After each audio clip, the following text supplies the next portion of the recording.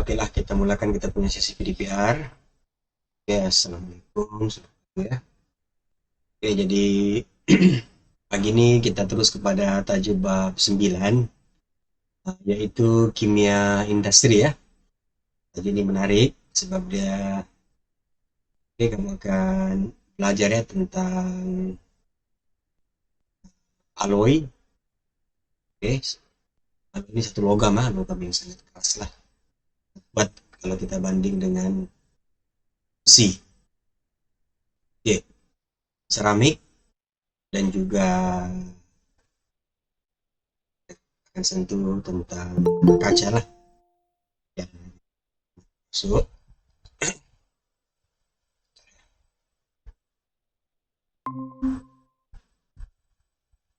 oke.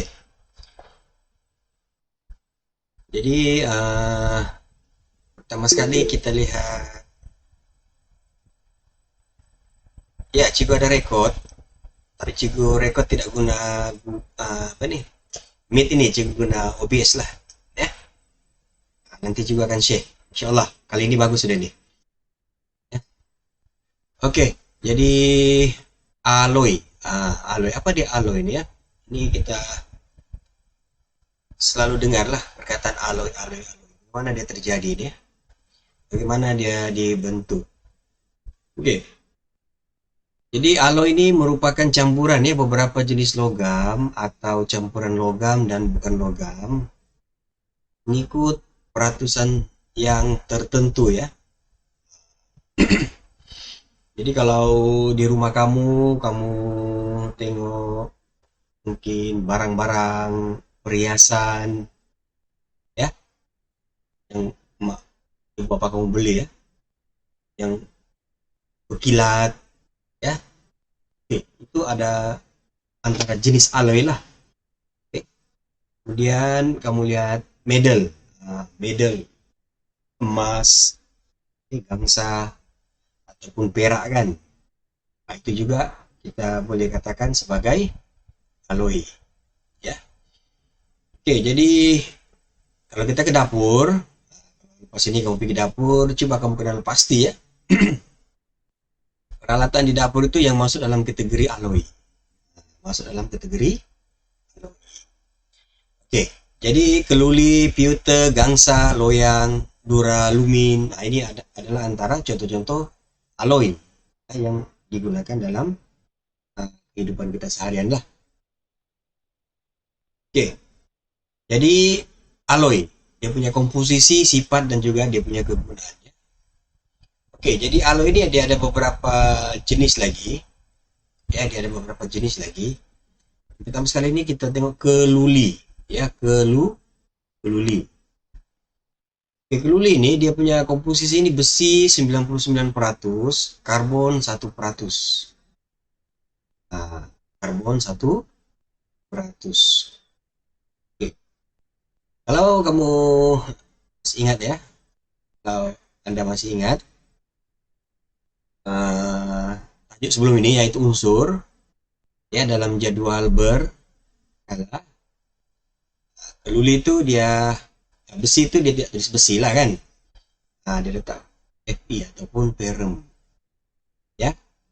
Tapi di bawah itu dia tulis iron lah. Cuma dia punya nama saintifik itu ferrum. Kalau orang sebut ferrum, aja kamu terkejut. Nah, itu besi lah itu ya. Iron ini dalam bahasa Inggris. Ya, di atas itu dia punya nomor proton. Oke, di bawah ini dia punya jar itu kan. Jisim, atom, relatif dia. Jadi kedua-dua unsur ini dikasih digabungkan dia. Tapi 99% besi lah, 1% saja karbon. Dan bila dicampurkan dia membentuk keluli. Apa dia punya sifat? Keras dan kuat. Ya. Oke, jadi kegunaan dia membina bangunan dan juga jembatan ya. Oke, membuat badan kendaraan dan juga landasan kereta api. Oke, kalau kamu tengok jembatan ini contoh lah yang diperbuat daripada keluli. Ya, dia sangat kuat lah. Oke, itu keluli ya. Alloy, tapi dia punya dia alloy itu tapi dia masuk kepada besi kelu, contoh keluli lah. Oke,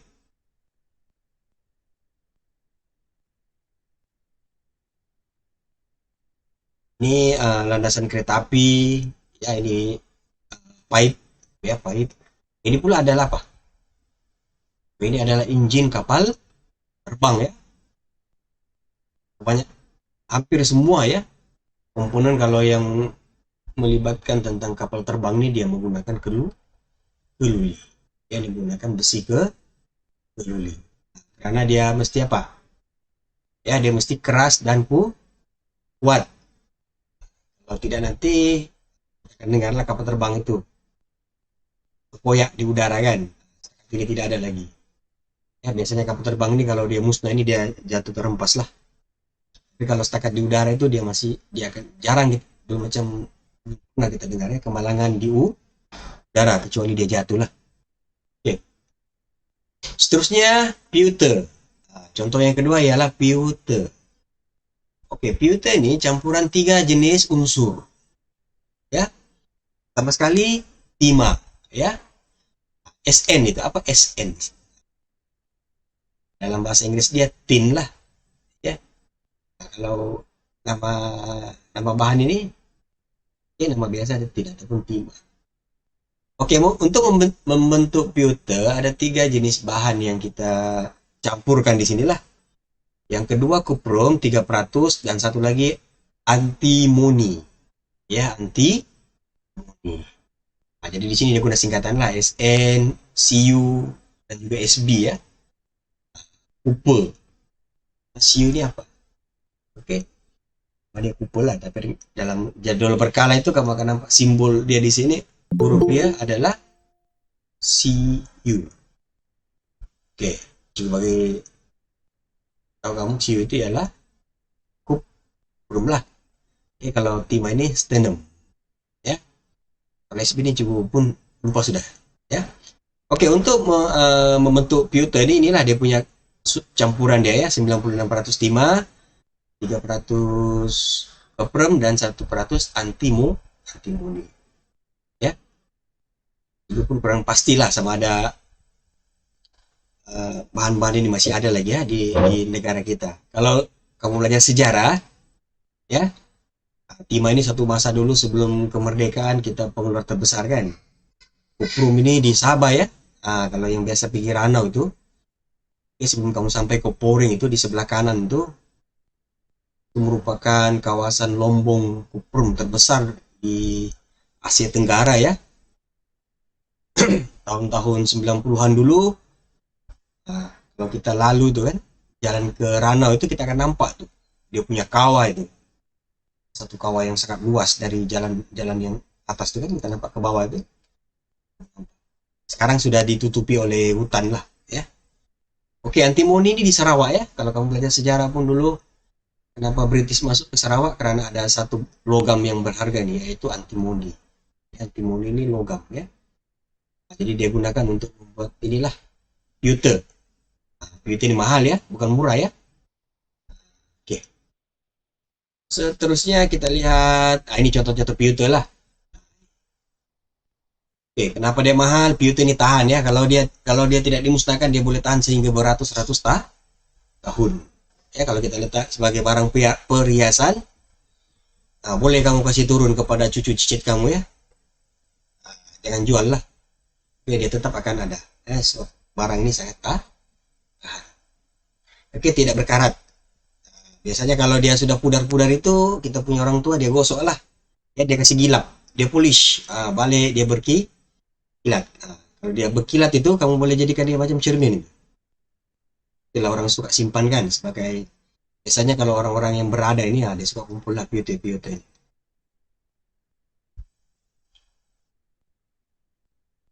Oke, seterusnya gangsa. Gangsa ya. Oke, gangsa ini pula gabungan dua unsur yaitu kuprum dan juga timah. Oke, kuprum 88%, timah pula 12%. Oke, fungsi ataupun sifat gangsa ini dia keras. Dia keras, tahan kakisan, warna yang menarik. Warna yang siapa pernah pergi Kuala Lumpur? Kamu kalau ada peluang pergi ke Tugu Negara, nampak tugu negara nih kan.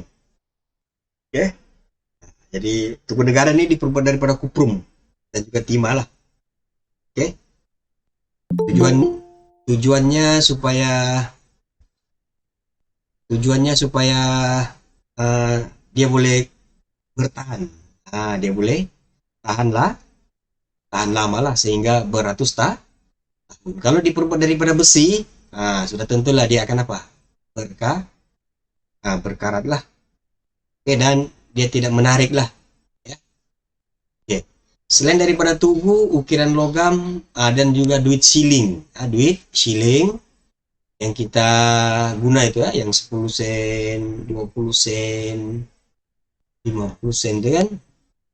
Biasanya diperbuat daripada gangsa lah. Oke, biasanya diperbuat daripada gangsa ya. Oke, pingat.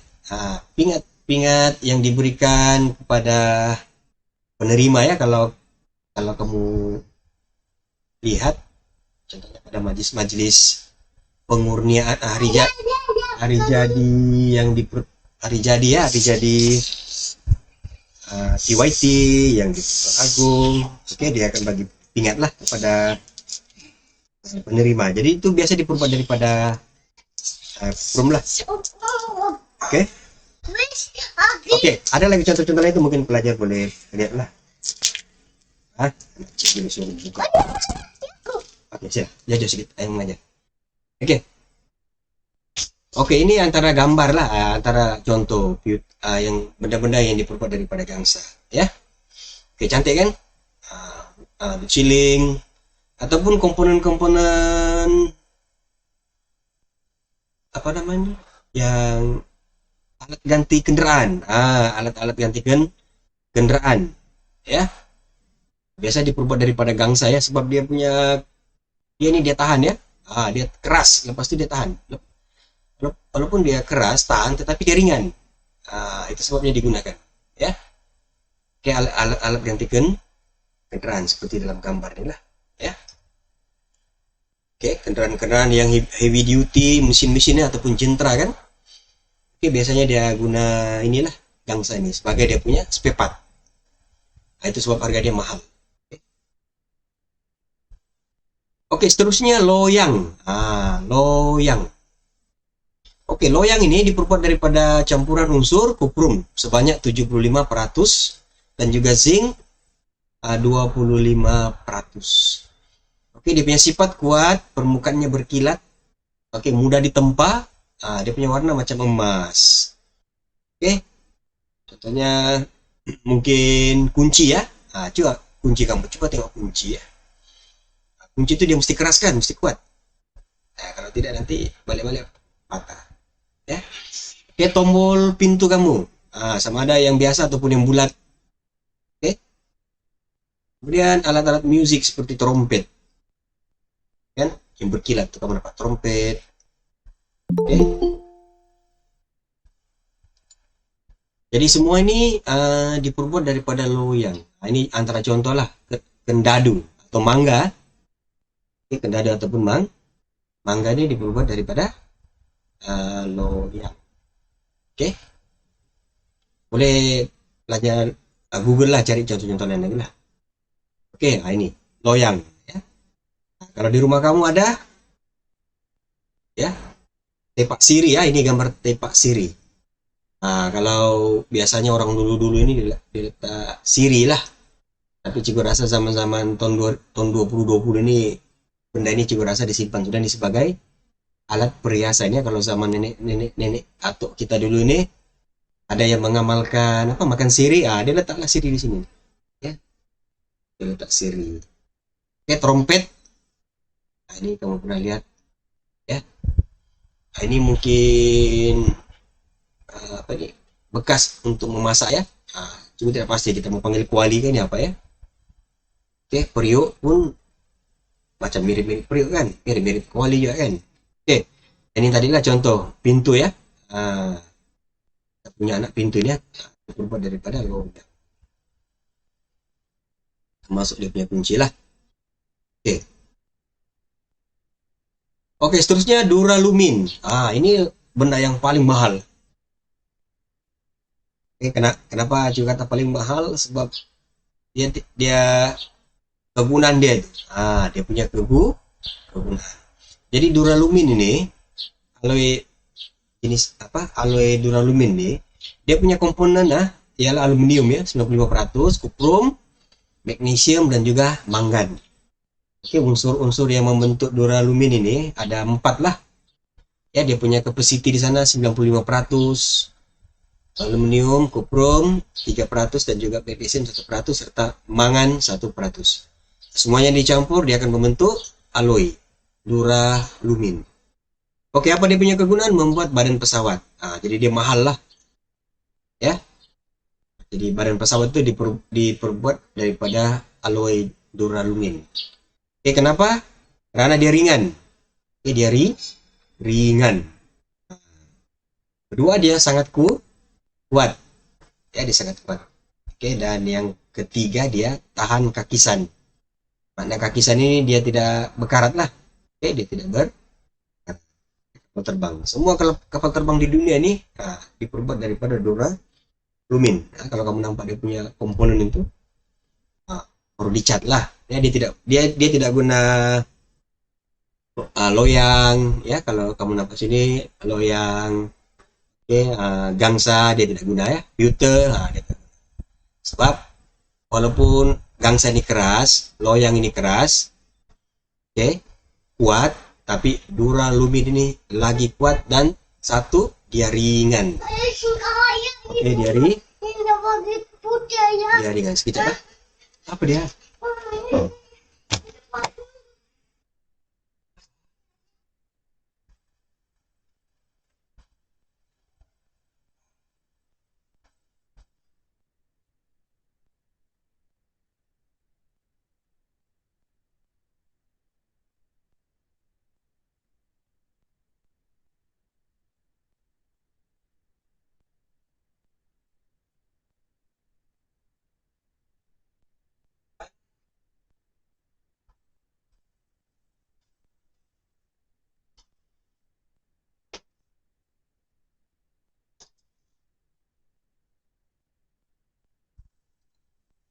Oke, ada lima masuk. Oke, welcome. Oke, Cikuntin ya. Cikun panggil gitu tadi. Oke, yang seterusnya duralumin ya. Salah sebut ya. Duralumin. Oke, ini antara contoh-contoh lain kegunaan duralumin ini lah. Oke, kalau kamu tengok yang gambarin ini mesti kamu pernah lihat kan? Di mana nih? Ini di kedai yang menjual es krim ini ya. Di mana ini? Oke, apa nama alat ini? Apa alat pengangkutan udara ini ya? Oke, apa nama dia punya alat ya? Alat. Yang seterusnya, uh, nih, jadi kamu tahu lah ini contoh kapal terbang kan? Kapal terbang ini stall. Ini screw dan juga nut. Oke, jadi ini adalah beberapa contoh kegunaan duralumin. Oke. Oke. Jadi kenapa kita perlu buat alloy ini ya? Kenapa perlu ada uh, kita perlu buat alloy ini? Oke, secara umumnya kebanyakan logam tulin ya, unsur tulin ini, contohnya besi, ya, tembaga tadi itu kan, kuprum, aluminium, ya. Logam-logam tersebut adalah lembut, ya, lembut dan juga mudah terkakis. Dalam sains kita kata kakis ya, kita tidak sebut terkakis. Oke, jadi ciri ini tidak sesuai untuk menghasilkan kebanyakan benda lah di sekeliling kita. Kalau kita buat juga, benda itu tidak tahan. Ya, benda itu tidak tahan. Oke, maka uh, perlu proses pembentukan alloy ataupun pengaloyan dilakukan untuk membaiki sifat logam tulin tadi. Ya, oke. Jadi apa sebenarnya berlaku ya kepada susunan atom logam tulin itu apabila kita buat proses pengaloyan ini? Oke. Jadi di sana lapisan atom logam tulin dia akan mudah menggelongsor ya apabila dikenakan daya. Nah, sebab itu kalau kita panaskan, contohnya besi ya, kita panaskan, dia akan menjadi lembut ya, dia akan menjadi lembut, dia kena panas.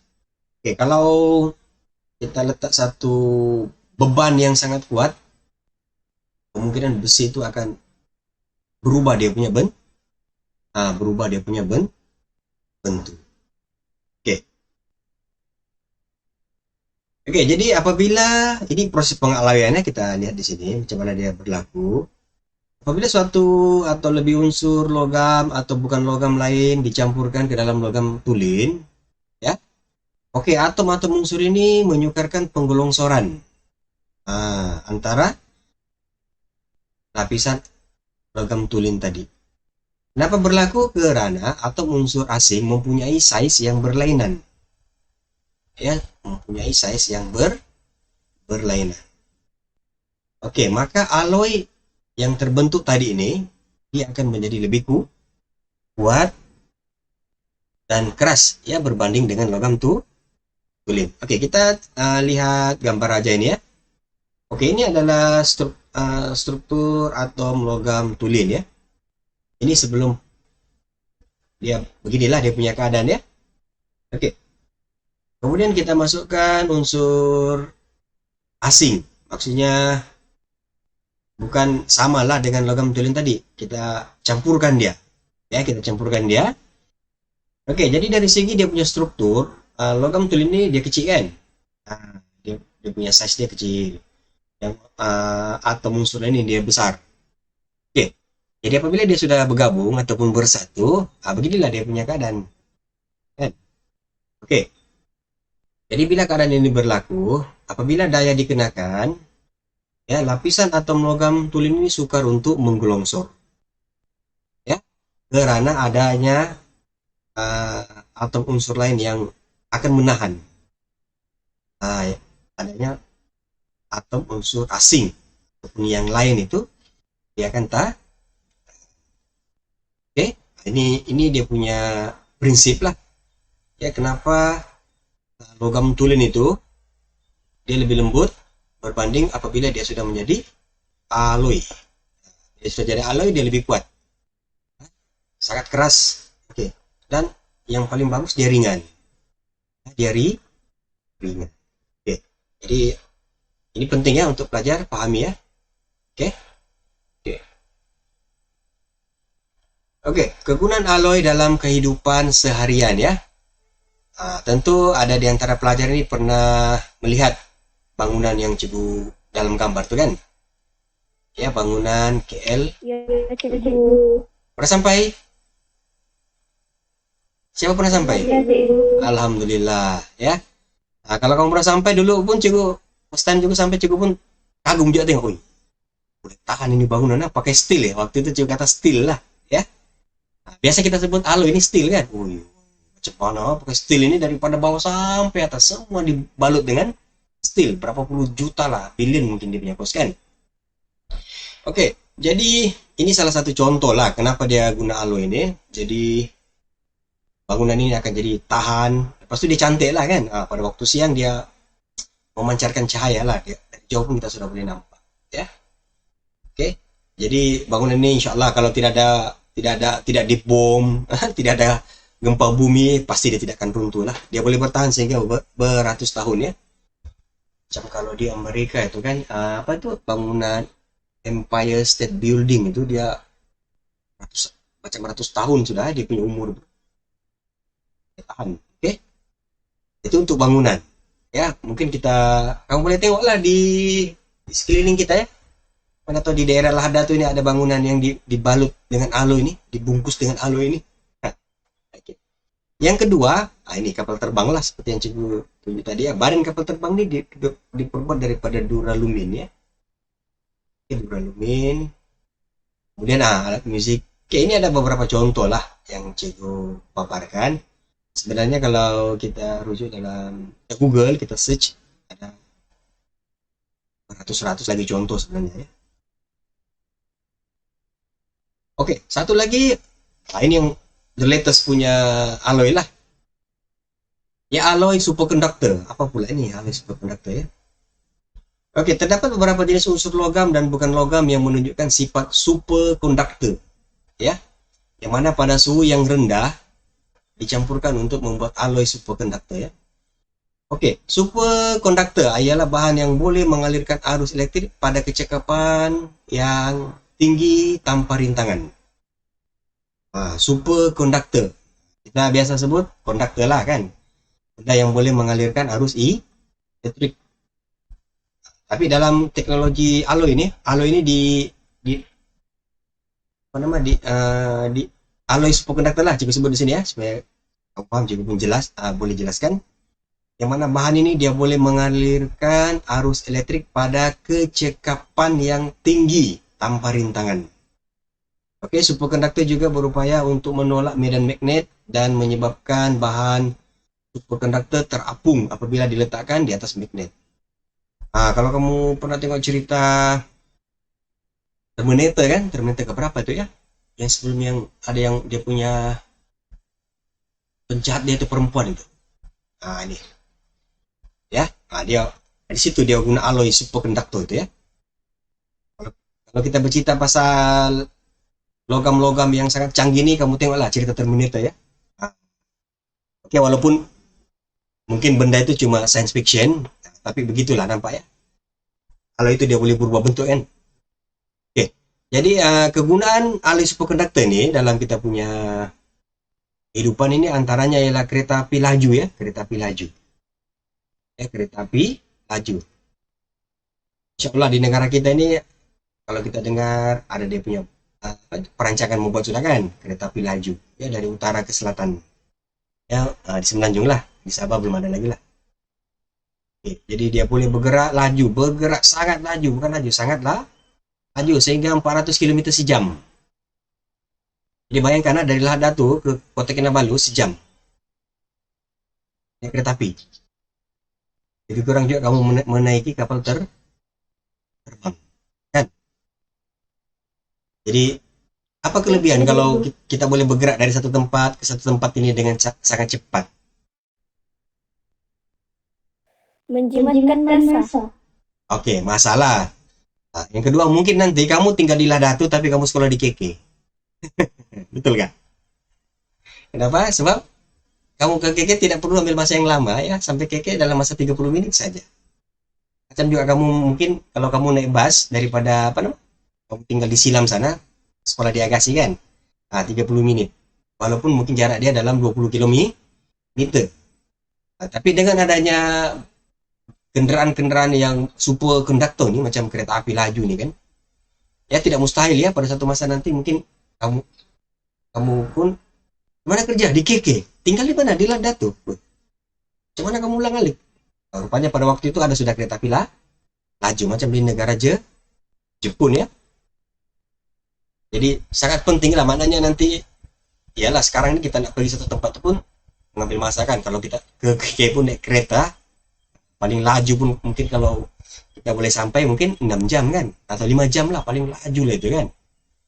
Tapi kalau dia sudah sampai sejam saya ke KK, hari-hari kita ke KK mungkin kan. Itu kelebihan dia lah. Oke, apa gambar pertama nih kalau kamu tengok nih? Ini kamu tahu lah kereta api laju kan, yang di atas ini. Nggak tahu, Cik. Tahu ya? Oke, yang di atas ini dia sebenarnya kalau cikgu tak salah lah kan, ini adalah satu mesin X-ray ya. Mesin X-ray 3 bukan lagi 3 dimensi, 4 dimensi ya. Kamu kalau cikgu tak salah ya, salah nanti cikgu betulkan balik lah ya. Masuk ke sini ya lebih begitulah, tapi dia yang ini lebih canggih lagi dari MRI itu. Ya masuk semua, boleh dikatakan semua apa-apa yang ada dalam tubuh badan kita dia boleh rekam. Ya. Oke, kita pergi kepada slide seterusnya. Oke, ini yang cikgu nyatakan tadi, ya. Nah, kegunaan alloy superconductor nih ya. Oke lah. Jadi alloy superconductor ini di mana digunakan? Bukan di bukan di badan kereta api itu ya. Ah, dibuat dalam landasannya. Dia punya landasan itu. Oke, dia punya landasan. Oke, jadi dalam pembuatan landasan kereta api berkuasa tinggi, oke, kereta api itu bergerak secara terapung ya. Mananya bila dia terapung nih, kalau kamu nampak pun dia, sebab dia bergerak terlalu laju kan, dia tidak menyentuh landasan itu sebenarnya ya, dia tidak menyentuh landasan tersebut. Bila dia tidak menyentuh landasan, maksudnya geseran antara badan kereta api itu tiada lah kan. Nah, jadi itu yang dia boleh bergerak sangatlah laju. Coba kamu Google nanti berapa kelajuan super train ini ya. Ada sampai 400 ya, 400 km sejam. Oke. Kalau 300 km sejam pun, coba bayangkan, kita ke KK memang dalam sejam lah kita boleh sampai ke kota Kinabalu sudah yang jaraknya 400 km. Oke. Oh, betul lah yang kamu bagi tebut tadi kan. Oke. Alloy superconductor ya, dia punya nama alloy ini niobium. Niobium titanium. Dan juga niobium timah. Digunakan dalam pembuatan peralatan mesin pengimejan resonance magnetic ataupun MRI. Oke. Nah, ini lebih canggih daripada X-ray ya. Ini lebih canggih lah daripada X-ray ya. Sebabnya dia tembus-menembus. Ya. Kalau X-ray itu mungkin nampak macam kamu nampak dari hadapan saja. Ini dia akan nampak dari belakang, kiri, atas. Semua dia akan nampak lah ya. Yang berlaku dalam kita punya otak itu. Untuk otak kita, dia mau tengok bagian otak kita kan. Oke, kalau ada tumor kah, ada ketumbuhan kah, memang dia nampak lah ya. Dokter itu akan nampak dengan jelas. Bagian mana ada tumor itu ya. Nah, ini tujuan dia untuk rawatan lah. MRI. Nah, ini ada di daerah kita ya, di Lada tuh ada dia. Oke. Oke, seterusnya. Oke, jadi kita sampai 1.1 saja. Cikgu tidak akan bincang tentang kaca dan seramik. Oke, ini tajuk ini dia lebih kepada pengetahuan ya, lebih kepada pengetahuan dan juga proses. Ya, pengetahuan dan juga proses. Ya. Nah, maksudnya macam mana apa di alloy? Kamu kena tahu lah alloy itu apa kan? Punya definisi. Nah, kemudian dia punya contoh-contoh macam cikgu jelaskan tadi lah, alloy itu ada luli ya, filter, bangsa. Oke, semua yang kita sampaikan tadi itu adalah contoh-contoh bagi alloy dan juga dia punya kegunaan dan apakah yang membentuk alloy tadi. Itu ya. Oke. Jadi kasihlah kepada yang hadir. Oke, ada pertanyaan. Tapi ini ramai pula hadir hari ini. Macam pelajaran aliran sains pun ikut masuk sudah ini. Iya, Kenapa kamu join? Kamu mau belajar sains? Atau suka-suka? Ya, ada pertanyaan Aziza tadi? Kalau duraluminium itu kan cikgu, dia punya aluminium terkurang dalam 1-2%. Dia punya kekuatan itu masih sama cikgu. Ini kan duralumin kan? Ya. Ya, dia dari segi persennya nih, kalau ini yang kalau dia tambah lagi banyak, contohnya kuprum itu dia naikkan pergi 4%, magnesium itu dia jadi 2%, mangan itu jadi 2%, dia lebih kuat. Dia akan jadi lebih kuat. Nah, tapi kalau ini mungkin pandangan cikgu lah, mungkin dia gunakan ini yang minimal lah, campuran unsur-unsur itulah. Sebab proses menghasilkan benda ini dia bukan murah ya. Sebab itu dia tidak adakah digunakan dalam pembuatan kendaraan, tiada kan? Sebab dia punya cost sangat tinggi. Nah, jadi duralumin ini dia digunakan untuk penghasilan inilah, penciptaan kapal terbang inilah ya, untuk membuat kapal terbang. Tentang dia punya peratus campuran bahan-bahan ini, Ini fakta lah, fakta yang dibagi oleh sains lah ya. Jangan, Cigo, kenapa dia mesti 75%, zinc 25%? Apa berlaku, Cigo, kalau zinc 75%, kuprumnya pula 25%? Tentu dia ada kesan kepada, mungkin dia punya permukaan berkilat atau tidak kan? Mungkin dia lebih keras kan? Kita tengok ciri-ciri unsur itu tadi yang digabungkan untuk membuat loyang ini, contoh lah kan. Oke, dan ingat, kadar campuran ini dia dia dia bagi supaya mungkin dari segi, kita tahu ya, unsur-unsur ini bukan mudah didapati ya. Yes, sangat sukar lah pada masa kini kan. Tidak banyak sudah di atas muka bumi ini, sebab ini merupakan unsur-unsur yang tidak boleh diperbarui. Oke, duralumin. Ada lagi tanya? Ini dia punya proses ini. Kamu baca sih nanti di sini ya. Ya macam mana dia berlaku ya. Oke, satu, logam tulin dicampur dengan logam asing. Ya, logam asing itu ataupun atom tulin dan atom asing itu itulah tadi. Ya. Ya. Kenapa lagi? Oke, ayo sama mengajar nih. Ayahku itu minta pakaian sudah ya. Sekejap, sedikit deh mau saya sudah. Oke, kalau ada lagi pertanyaan? Tiada. Oke, kalau tiada kita tutup lah ya, kita punya sesi PDPR untuk hari ini. Terima kasih yang hadir. Ya baguslah begini ramai-ramai kan dalam grup, walaupun Ciku tidak ada masalah ya. Lagi ramai lagi bagus. Oke, kita jumpa lagi pada sesi PDPR akan datang. Assalamualaikum warahmatullahi wabarakatuh. Waalaikumsalam. Terima kasih. Oke, Waalaikumsalam, Cikgu. Oke, sama-sama. Apa ya? Boboy. Boboinya ya itu boboy. Bukan. Boy ini anak murid Ciku. Ayah boboy ini itu. Boleh pakai itu. Mau pakai? Iya. Payalah. Bisa ya itu. Aku pakai. Mau pakai? Iya, bisa ya. Dan ada suaranya. Kata saya ke apa? Mm-mm. Ini ada wayar. Ada ya, iya.